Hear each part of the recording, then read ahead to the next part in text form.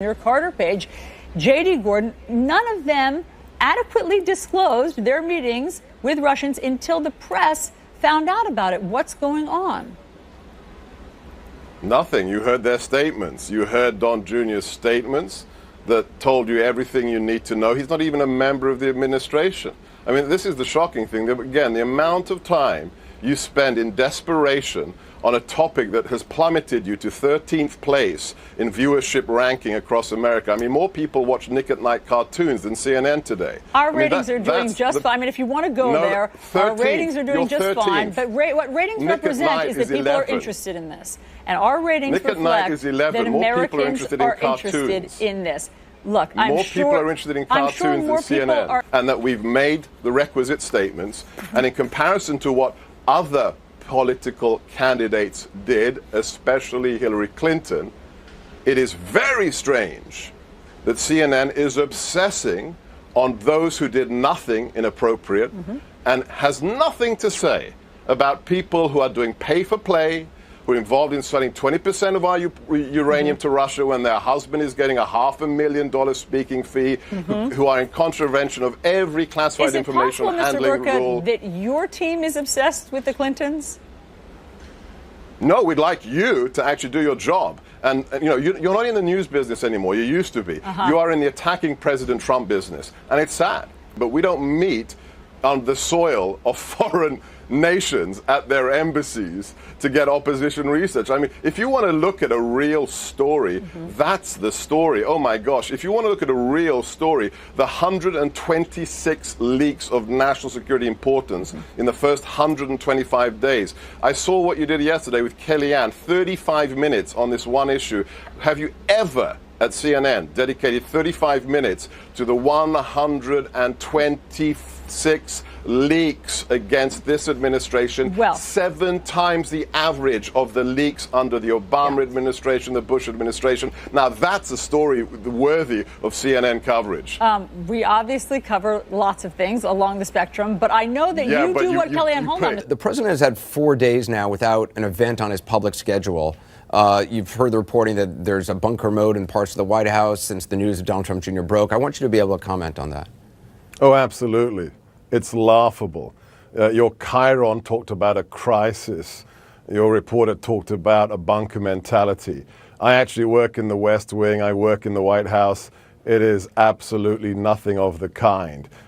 We are pushing the Make America Great Again agenda. The president is a steam locomotive that will not be stopped.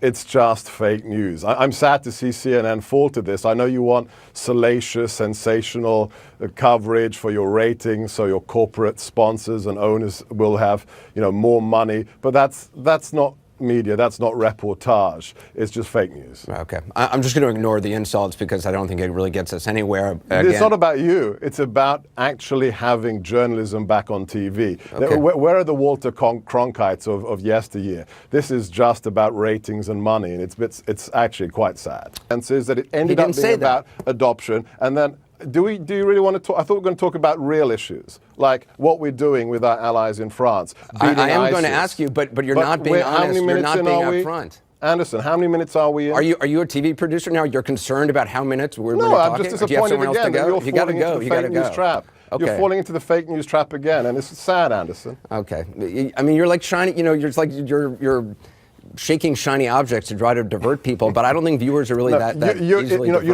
You know why the president's description of a witch hunt is accurate? Because there never were witches, and there never was any collusion. It's bogus. The DNC. Again, I'm just wondering, you're claiming that Donald Trump Jr. was transparent from the get-go. Donald Trump Jr. is transparent. He didn't just release his emails because the New York Times you're like a broken record. No, because I'm not getting any answers from you. I'm answering you. Every time. No, you're responding. You're actually not answering because you're not actually being upfront. Let's let the viewers judge, who decided that you are now at 13th place in national ratings, behind Nick at Night, which is at 11. You used that line on Monday, and it was sort of mildly amusing on Monday. Tucker Carlson gets 4 million viewers. You barely scratched 800,000. But I think it's funny that you have enough time in the White House, which is apparently you're so busy, you're able to sit around and read Nielsen numbers. Which I get really good prep from my team because the White House press team is superb. Okay. I don't deal with this stuff because because I do have a day job. So last night, Donald Trump Jr. said two contradictory things. Whether or not Don Jr. is part of the administration, Jared Kushner absolutely is, and Paul Manafort is well versed in this. Earlier this morning, exclusively, NBC spoke to that Russian lawyer who said Donald Trump Jr. wanted this information, damaging information on Hillary Clinton, very badly. Is she lying? I have no idea. I've never met the woman, but I do know for a fact that Democratic Party operatives went to the Ukrainian embassy to coordinate oppositional research and attacks against our campaign. So that's a story. That's not somebody meeting under false pretenses to talk about another issue. That is Democratic operatives meeting with representatives of another government, not people who say they're from another country, people from another government. Hillary Clinton didn't win the election. Many of her overseas ties are reasons why people that crimes aren't committed. Okay, this is what I find sir, fascinating. All right, so sir, if you want to make the argument that crimes were committed by Democrats, then if Donald Trump Jr. accepted a meeting like this and wanted this type of information with ties to a foreign government, would that also not be a crime?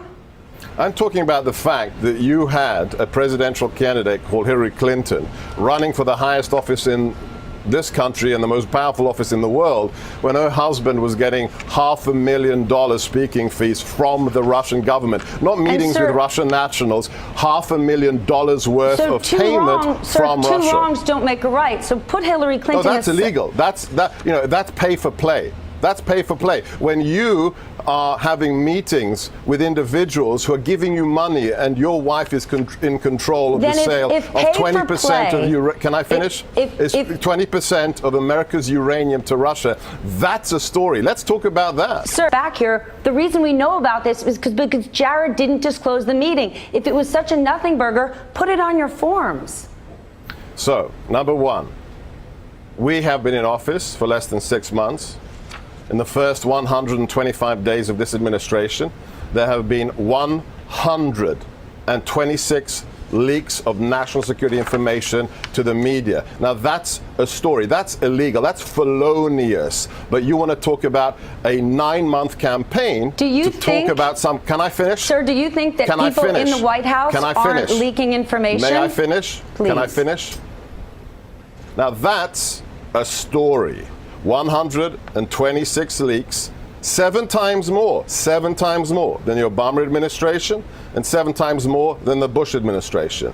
But in the last 9 months, you and your colleagues in the fake news media, CNN, MSNBC, New York Times, Washington Post, I'm going to finish. Excuse me. You're welcome to join me. Have not managed to find one felonious piece of evidence. Not one. In 9 months. Don't you think it's time the American people were served by the media justly and you get to national security issues like Mosul? We're going to get to Mosul in 1 minute. Mr. Gorka, if we should go after everyone within the administration leaking information, are you not concerned that Jared Kushner himself, possibly even the president, leak information?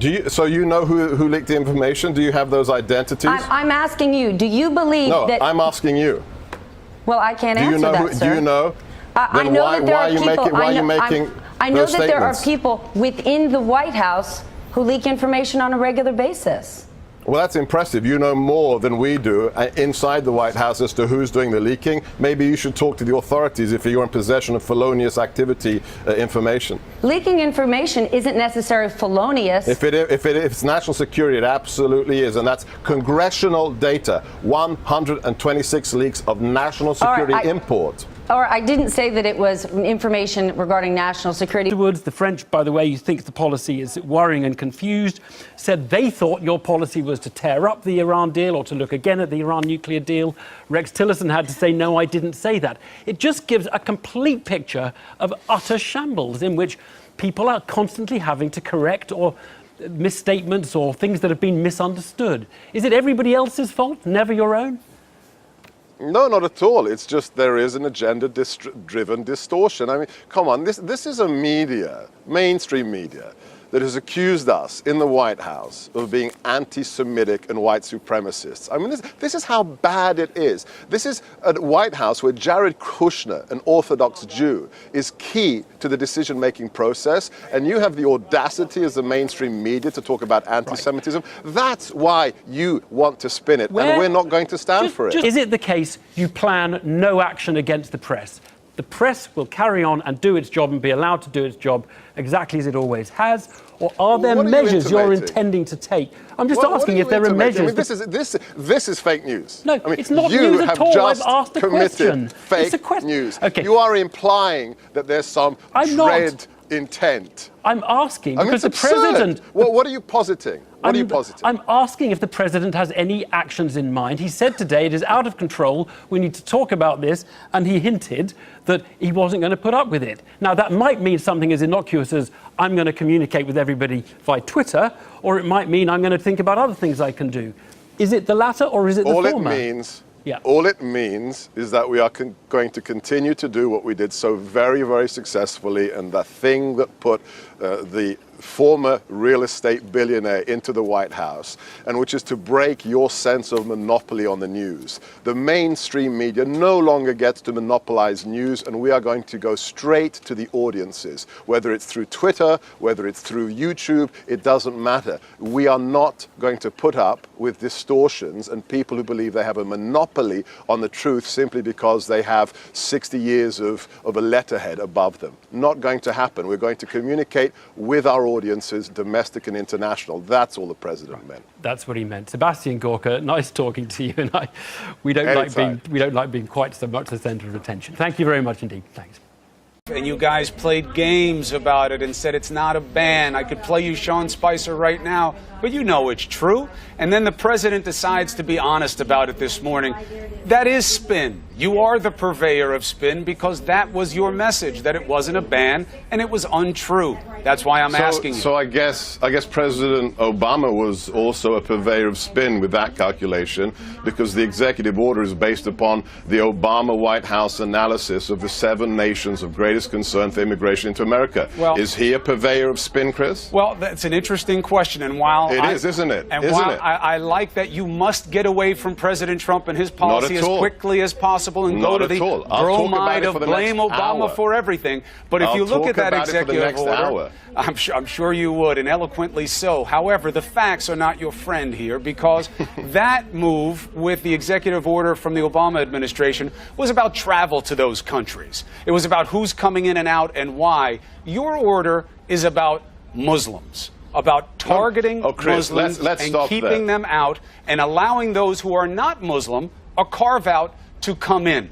Very different. Let's do a little bit of a 101. Let's do a little Trivial Pursuit. What is the most populous Muslim nation in the world, Chris? You tell me. These are your answers. No, you tell me. What is the biggest Muslim nation in the world? No, you tell me. Massive population. I want to give you the opportunity to lay it out. Go ahead. If you don't know, it's Indonesia. Go ahead. It's Indonesia. Right. I will assume you know nothing. What's the largest Arab nation in the world? You tell me. Egypt. Okay? So if this had anything, and I mean anything, to do with race or religion, why would those 2 nations, the most populous Muslim nation and the most populous Arab nation, not be included on the executive order? Explain that logic to me, because this is where your spin fails. This is where the fake news propaganda collapses, because if we had some dark, dread, ulterior motive, then those are the 2 first nations you would put on the list, not the 7 nations that the Obama White House identified as greatest concern. Well, first so please answer that question. I will. We're here to do one thing. We're not here to discuss your spin. We're here to protect Americans. So answer me this question. When the last administration forbade the State Department from looking at the public postings on the Facebook pages of foreigners applying for visas to America, do you think that was a good move? I think that you have to judge the administrations by how safe. Oh, but yes, look, it's not for me to opine on an administration's you're good opining or the whole bad time about nature. The Trump administration. If there are questions about the intentions, you're opining the whole time. Your show is opining. I think it's fascinating that you will go to any degree not to criticize the last administration, but you will opine. I don't think that's true or fair at all. We're up over 100% year over year. But don't let the facts get in your way. You're good at avoiding that. You know, unless you're being mandatory in every airport in America, you're in the tank, Chris. We're up 100% year over year, Sebastian. What you just said is foolishly wrong. It's not just abusive of fact, but it's silly with its own logic. The CNN has benefited so greatly from the current dialogue and the demand for fact and testing power that it is demonstrable by any metric you want to use. But I don't care about that. Let's put that to the side. It's just comedy now, Chris. Let's put that to the side. It's just comedy.